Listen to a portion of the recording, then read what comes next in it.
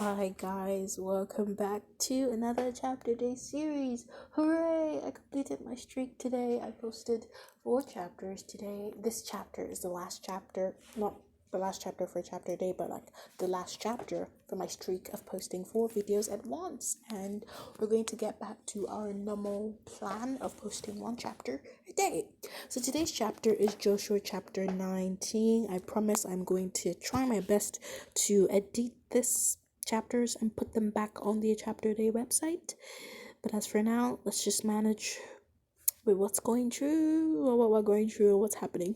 Okay, so Joshua chapter 19 is 51 verses, pretty long, and it was basically just talking about the distribution of land in Shiloh.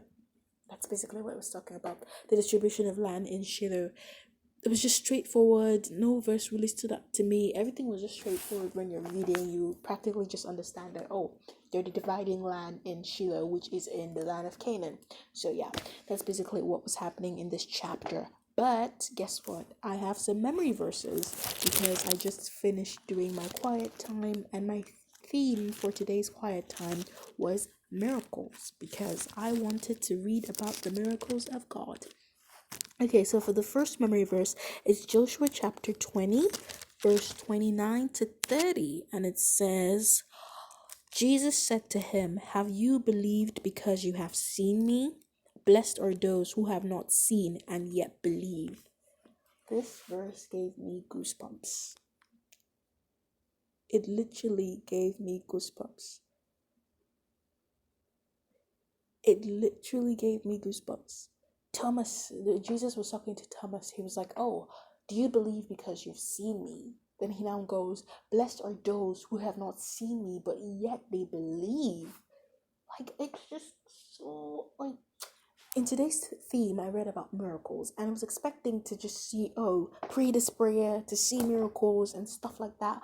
But I realized that majority of the verses that I read today was Jesus literally just saying, all you need to do is have faith. Faith from your heart. Faith in God. Faith in His miracles. Faith in His power. That if you have faith, if you believe, then your problems are solved. That was basically what each and every chapter, each and every verse was talking about miracles. It talked about faith.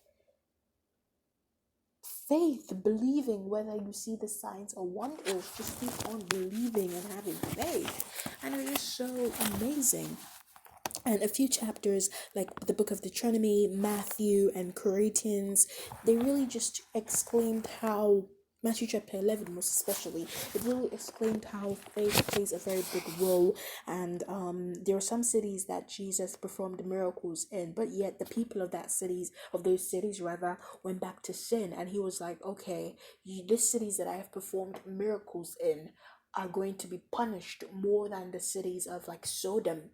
Remember, Sodom was killed, the city of Sodom was destroyed. He said that those cities that he performed miracles in, but yet the people went back to their sin, are going to be punished more than the people who had no miracles performed in their cities. So basically, it was saying, you believe, or you as a person, you think, okay, I'm seeing the miracles of God in my life, but yet you still go back to your iniquity. You are as bad as someone who doesn't even believe or have any faith. You are more likely to go to hell than someone who doesn't believe or have any faith. And it was just so amazing and just so educative and just so wonderful. And the second verse that stood out to me for this memory verse was Matthew chapter 19 verse 26. Matthew, Matthew, Matthew, Matthew, Matthew.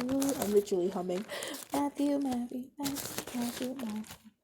Okay, Matthew chapter 19 verse 26. Where is it? Okay, I've seen it. Matthew chapter 19 verse 26. But if we say from men, we are afraid of the multitude, for all hold Matthew chapter 19 verse 26. Oh, I skipped it. That sounded weird.